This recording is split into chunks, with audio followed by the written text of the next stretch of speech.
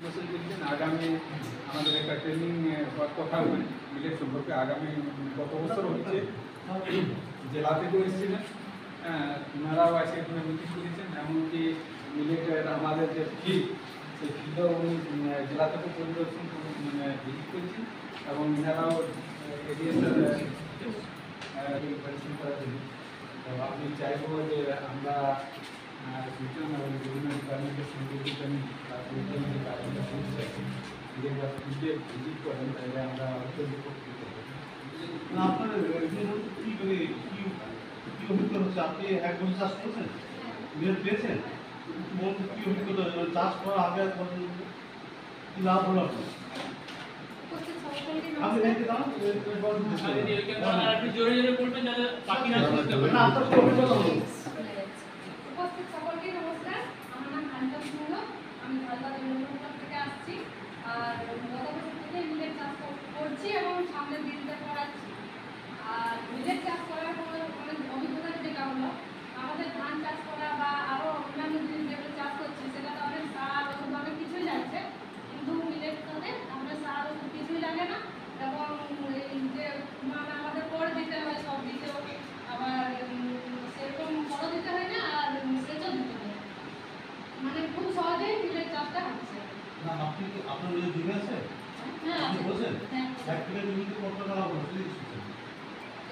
যেহেতু আমাদের আগের দিকে চাষ হতো কিন্তু এখন অনেক দিন ধরে ছাড়া হয়ে গেছিল, মানে গত বছর ধরে আবার হচ্ছে, তো ফলনটা সেরকম করতে পারিনি আগের মতো, কিন্তু এক বিঘাতে করে নিয়ে মোটামুটি 30 মিলের মতো হয়েছিল, সেটাতে আপনার 25-30 কেজির মতো উৎপাদন হয়েছে। স্যার এখানে পূর্ণিমা দিয়ে আছেন, ওনাদের এখানে কুসুমজড়িয়াতে বাড়ি, তো ওনারা আগের বারে যে চাষ করেছিলেন আমি চাইবো যে উনি যদি একটু এক্সপিরিয়েন্স শেয়ার করেন। কেন শুনতে যাচ্ছি যে আপনি কি হলো জিনিসটা?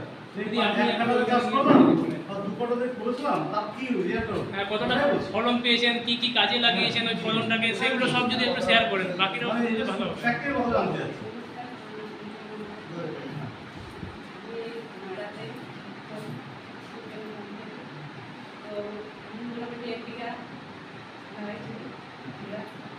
আমার বাচ্চা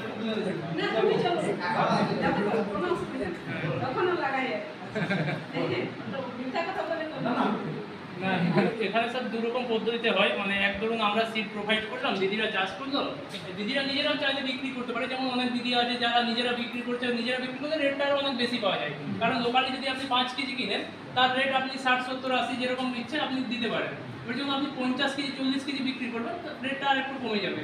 আরেকটা পদ্ধতি হয় স্যার WBCADC, যেটা আপনাদের সিড সার্টিফিকেশন ডিপার্টমেন্ট আছে, ওই ডিপার্টমেন্টের সঙ্গে আমরা সিড কোলাবোরেশন করিয়ে দিয়েছিলাম চাষিদের, তারা চাষিরা হয়তো 112 টাকা দিয়ে ওইখান থেকে সিড কিনেছিল, তারপর যখন চাষিরা চাষ করার পর সব কিছু করার পর ওনাদের কাছে যখন সিডটা বিক্রি করে, মানে ওটা বীজ হিসেবে হয়, তাহলে ওনাদের কাছে যখন ফাউন্ডেশন সিডটা বিক্রি করছে তখন কিন্তু ওনারা প্রায় আপনার সাবসিডি প্লাস সে রেট দুটো মিলে 100 টাকা পার কেজিতে পাচ্ছে।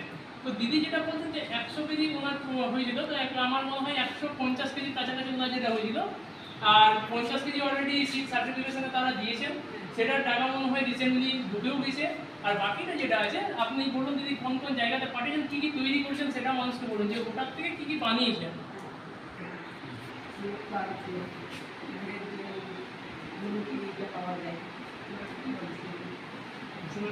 দেখি আপনারা সর্বোপরি এখানে সবাই উপস্থিত আছেন অর্গানাইজার হিসাবে, সবাইকে নমস্কার আরেকবার জানাই। তারপরে আমি দুয়ের কথা আপনাদের কাছে বলছি।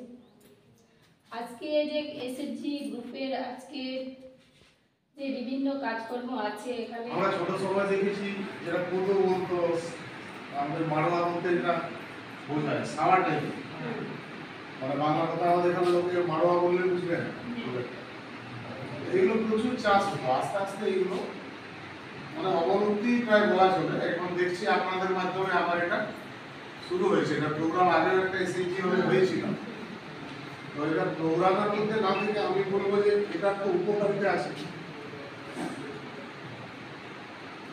আর স্টল, এরকম স্টল SHG আমাদের আপনাদের নিজেদের হাতের তৈরি জিনিস এলাকার মানুষ, এটা একটা ক্ষুদ্র শিল্পের পর্যায়ে কুটির শিল্পের পর্যায়ে আমরা এটা ধরি, এবং বাজারমুখী মানুষকে আটকানোর কিছু এটা একটা উৎকৃষ্ট কৌশল হবে। মানে যে জিনিসগুলো নিত্য প্রয়োজন মানে আমাদের দরকার পড়ে ফ্যামিলিতে পরিবারের জন্য, সেই জিনিসগুলো চাইলে মানে ওরা কিন্তু তৈরি করছে, আমরা মার্কেট থেকে কিনছি, তো কেন আমাদের মেয়েরা পারবে না এখানে বা আমাদের লোকাল ছেলেরা পারবে না?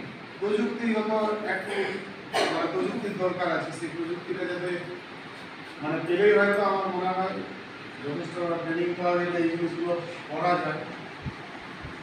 এখন অবলম্বী হয়েছে, এগুলো উপকারিতা আছে, কিন্তু এখনও দেখা যায় বিশেষ করে যারা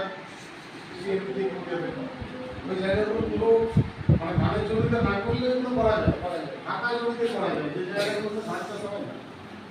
আমাদের এখানে যেমন গমের চাষ হয় না, কিছুটা অন্তত ওই জায়গায় অভাবটা ফুলফিল করা যাবে এটার মাধ্যমে। তো আপনারা এই প্রচারটা আমরা একটু বেশি আমাদের শরীরপুর গ্রুপ এখন ঘোরাতে অনেক হয়েছে। আর যেটা দিদি বললেন যে অবশ্যই আদিবাসী যারা পরিশ্রমী একটু বেশি পরিশ্রম করে, এখন পরিশ্রম এবং সবাই হয়ে যাচ্ছে, তো মোবাইল ফেসবুকে আমাদের জীবন কেটে যাচ্ছে সারা। সকাল হচ্ছে মোবাইল দেখে, রাত্রে ঘুমাচ্ছি, ঘুম হচ্ছে না ঠিকঠাক, মোবাইল দেখে ঘুমাচ্ছে না। তো এই জায়গা থেকে কাজের মধ্যে থাকলে দুটো জিনিসই হয়, শরীরচর্চা হয়, এলাকার ডেভেলপমেন্ট হয়।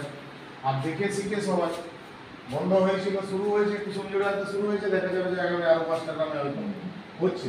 এটা যাতে আমরা চাইব যে আমাদের ব্লকটাতে বিভিন্ন জায়গাতে হয়, স্যাররা আছেন বলবেন ধন্যবাদ কিছু, আর এটা আপনাদের কাছ থেকে বেশি করে জানা।